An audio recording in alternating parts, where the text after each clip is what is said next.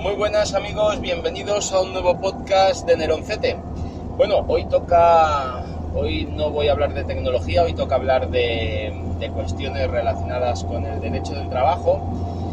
Y ahora que estamos en plena campaña de la declaración de la renta, pues voy a traer un tema como son las retenciones, ¿vale? Las retenciones del IRPF en nómina, que tienen directa relación pues tanto con nuestro trabajo, con nuestra nómina, como con este tiempo en el que estamos ahora, que nos toca ponernos al día con Hacienda. Y bueno, quería tratar un poco este tema porque la gente está bastante desorientada respecto del funcionamiento de las retenciones del IRPF, y la verdad es que hay bastantes confusiones. Vamos a ver cómo lo estructuro, porque estoy grabando desde el coche sin haber preparado el tema y sin llevar un guión ni estructura, cosa que por otra parte no me gusta estructurar tampoco, porque me gusta que el contenido del podcast sea fresco y sea de alguna manera improvisado. Eso tiene bastantes contras, pero le encuentro algunos pros que me interesan. Y bueno, vamos a dejarnos de divagar y vamos con el tema. Todos los que tenéis nómina, veis que hay un apartado en vuestra nómina en la cual se os deducen una serie de cantidades. Unas van destinadas a la seguridad social. Esas no nos afectan en este momento, quizá en otro podcast hablaré de ellas, pero sí que hay una partida que es generalmente viene denominada como deducción IRPF o simplemente IRPF, y suele llevar acompañado un tanto por ciento, y ese tanto por ciento es el porcentaje que se nos aplica a nuestra base de IRPF, que suele ser el conjunto de todas nuestras percepciones. Ahora ya prácticamente el conjunto de todas nuestras percepciones, porque prácticamente los conceptos excluidos de IRPF son muy pocos.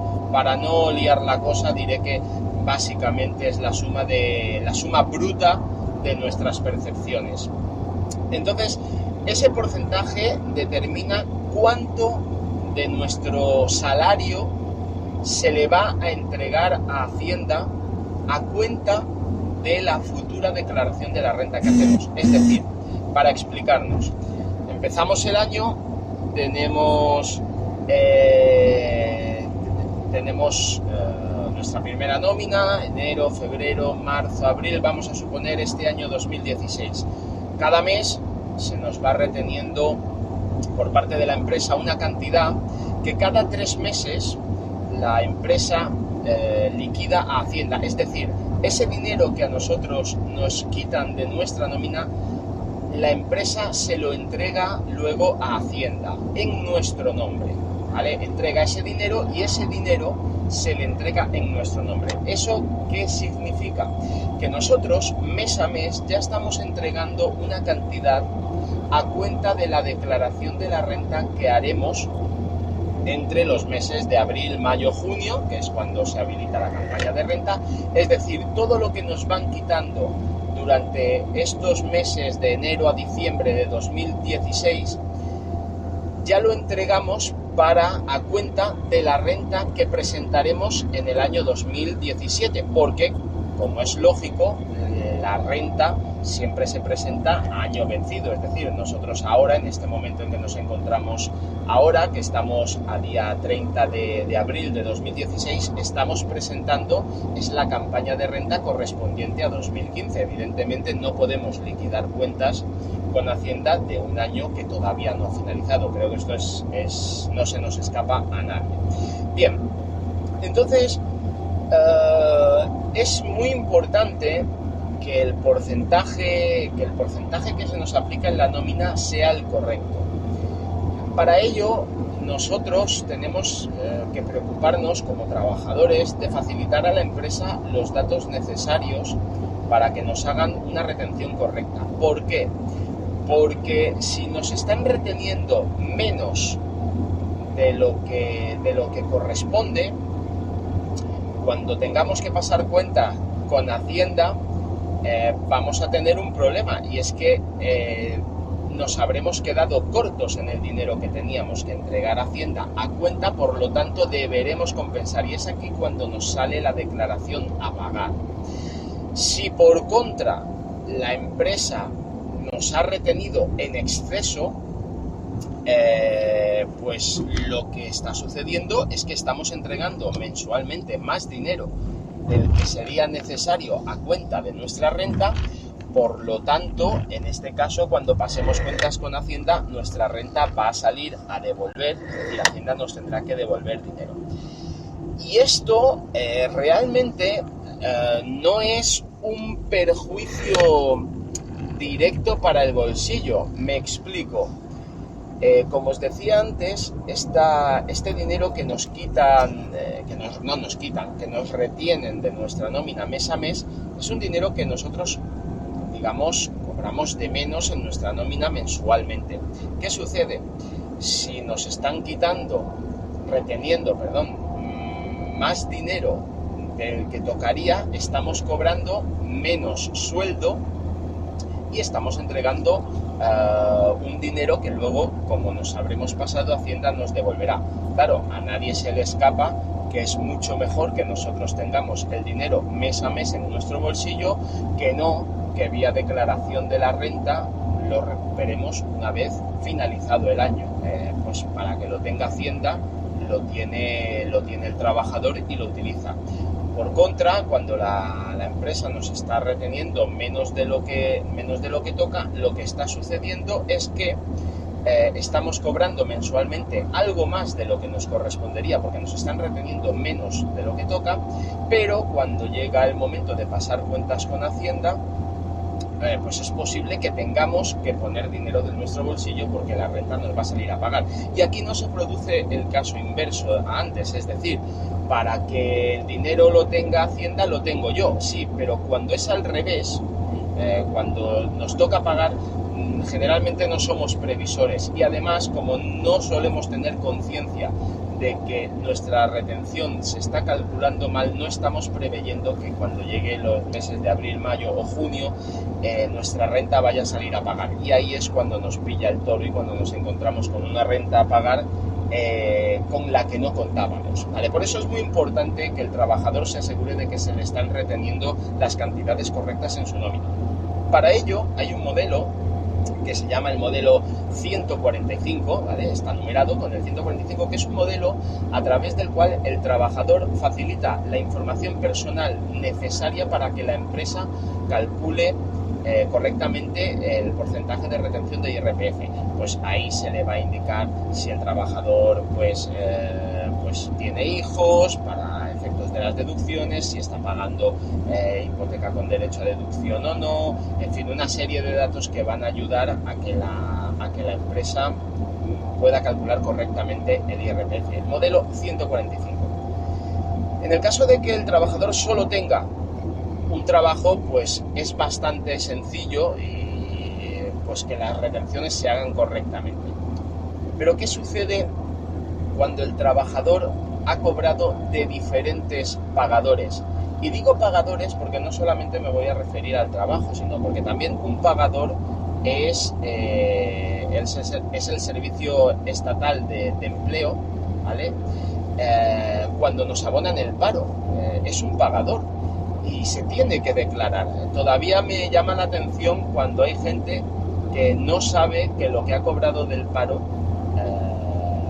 lo tiene que declarar en la renta. Y además, los cobros del paro son muy peligrosos en renta porque generalmente no se aplica ningún tipo de retención. Es decir, estamos cobrando íntegramente un dinero sin ninguna retención que luego tendremos que declarar en la renta. Y eso, pues una persona que ha cobrado pues algunos meses de paro y ha sumado pues unos cuantos miles de euros en cobros del paro, pues eso le perjudica muchísimo su renta y tiene muchos números para que la renta pues no le salga como él espera. Entonces es interesante que pongáis un poco en marcha el sistema que voy a tratar de contaros. Y no es fácil, a veces no es fácil porque a veces las circunstancias determinan que no puedes saber cuáles van a ser más o menos tus retribuciones anuales. Pero el tema está en que cuando uno va a trabajar en varios sitios, normalmente si trabajas en varios sitios, las empresas no saben dónde has trabajado antes, no saben el volumen de ingresos que has tenido en esas otras empresas, y lo que hacen es calcularte tu retención en función únicamente del trabajo que ellos te están ofreciendo, y eso suele suponer que se te retenga un 2%, que es el mínimo para los contratos, digamos, temporales. Los contratos indefinidos pueden tener un 0% de retención en determinados casos, pero los contratos que no son indefinidos tienen que llevar mínimo un 2%, y ese 2% en muchos casos es insuficiente. Entonces, la manera de poder corregir eso es, si uno ha terminado en un puesto de trabajo, pues más o menos ya sabe lo que ha cobrado. Si ha estado pues 4 meses trabajando, pues simplemente cogiendo sus nóminas puede ver básicamente, pues sumando lo que es la base de IRPF, sus retribuciones, la suma de esas bases a cuánto llega. No es necesario tampoco ajustarlo al céntimo, pero más o menos se puede hacer por estimación.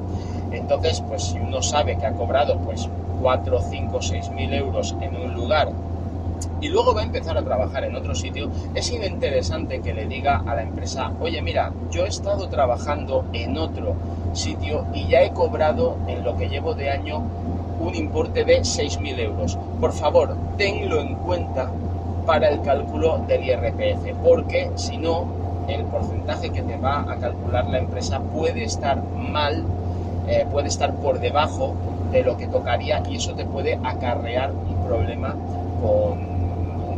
a la hora de hacer la renta y de tener que hacer unos pagos que no tenías previstos. También, por otro lado, cuando uno tiene que solicitar la prestación por desempleo, puede solicitar que voluntariamente desde el paro se le retenga una cantidad de IRPF. Por defecto, si no se dice nada, normalmente el paro no te retiene nada, pero si tú lo solicitas te pueden hacer una retención. Entonces, pues yo sinceramente os aconsejo que en estos casos pues intentéis de alguna manera realizar alguna consulta. Si no, en la misma página web de Hacienda hay un simulador un simulador de retenciones, donde tú, introduciendo los datos, puedes sacar más o menos el porcentaje que te correspondería. Si googleáis pues retenciones IRPF Hacienda, automáticamente veréis que os aparecen resultados que os van a llevar a ese simulador, a ese tarificador, para poder determinar el porcentaje de retención que os corresponde. Entonces, insisto, es una tarea del trabajador. Es una tarea del trabajador intentar tener controladas las retenciones que se le hacen de IRPF en su nómina, porque finalmente el mayor perjudicado va a ser él, porque si obtiene un resultado, una renta a pagar que no esperaba, pues no se nos escapa el problema que se puede generar, especialmente si hablamos de rentas bajas que no están preparadas para soportar cargas económicas. Si hay algún caso en que el trabajador puede quedar exento de sufrir ese problema, y es el siguiente: si tú has notificado a la empresa tus datos, si tú has facilitado a la empresa los datos correctos para hacerte el cálculo del IRPF, también la empresa tiene la responsabilidad, ojo, de procurarse los datos adecuados, ¿vale? También la empresa puede tener una responsabilidad, y ahí es donde voy con este comentario. Si tú has facilitado a la empresa los datos correctos para hacer el cálculo de IRPF, y la empresa, por una mala praxis, no ha hecho bien ese cálculo, tú podrías presentar tu declaración de la renta poniendo los datos que debió utilizar la empresa si hubiese hecho los cálculos correctamente.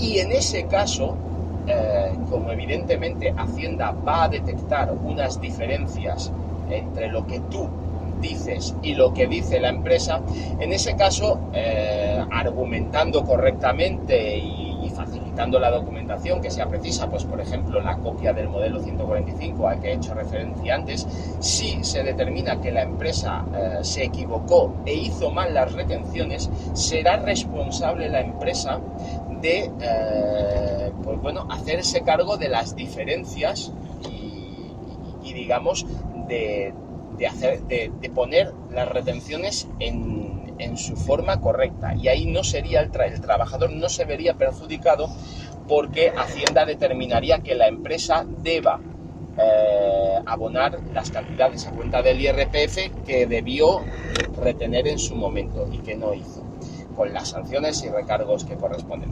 Pero son casos extremos que ya obligan al trabajador, pues bueno, a iniciar unos procedimientos que son incómodos porque ya hay que atender requerimientos de Hacienda. En cierto modo estás denunciando a la empresa y ya sabemos que eso pues genera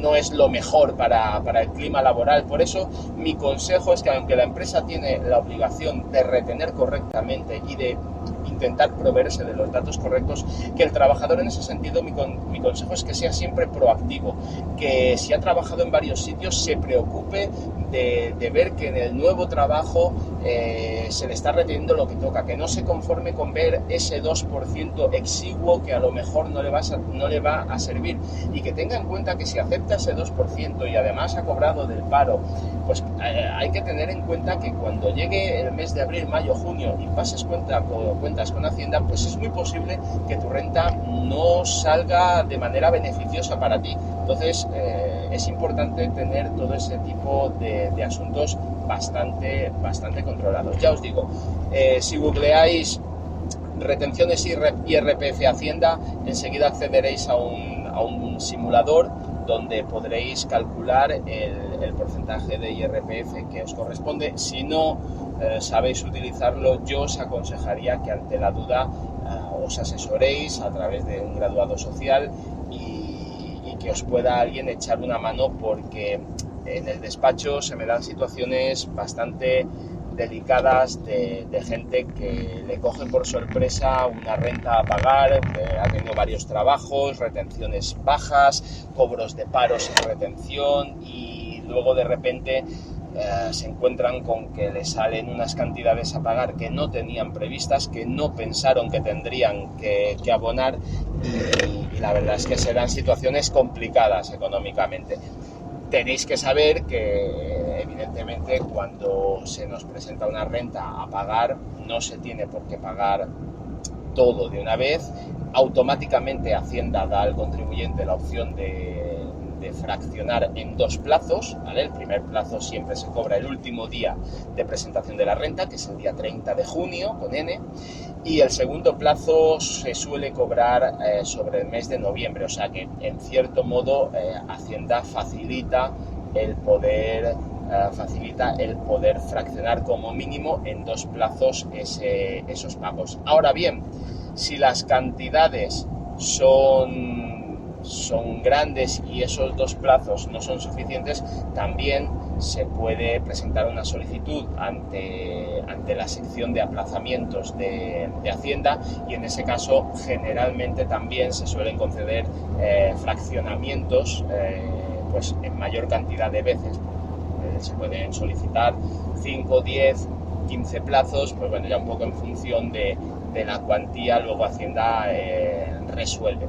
Y bueno, pues nada, eso simplemente, aprovechando que estamos en plena campaña de renta, un poco me ha parecido que podía ser interesante, ya no solo para esta campaña, no, porque estamos presentando, esto ya son hechos consumados, estamos presentando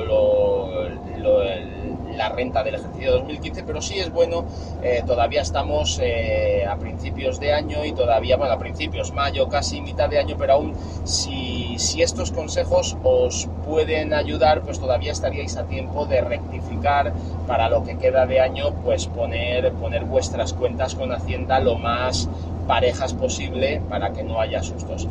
Pues Nada más, eso es todo. Os dejo las formas de contacto en redes sociales @neronct1, en el correo electrónico neronct1@hotmail.com y nos oímos en otro podcast. Un saludo.